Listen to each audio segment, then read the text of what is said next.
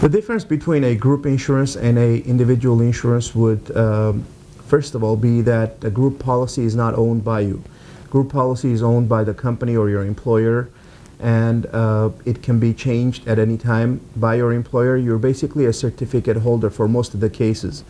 And the group insurance policies, even though can be portable, meaning that if you left that employer and went somewhere else or simply retired, you could carry your policy along with you and continue paying for it. Even though those premiums are not guaranteed to remain the same, they may change because you're not getting quoted the same way any longer. Now, the group benefits usually are quoted in a different manner, and individual policies are quoted based on your individual information, your individual age, your individual sex, and your individual health conditions. Group policies are mostly unisex, so it doesn't make a difference if it's a man or a woman buying. A group would be based on the number of employees divided, ages of the employees divided by the number of the employees, and that gives them the average age of the group, and that's how it's calculated. The individual policy is based on yourself only.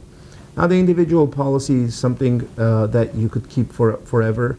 The group policy is good to have when you're given that option, because it would definitely cost you a lot less through the time that you're working for your employer than having the individual policy.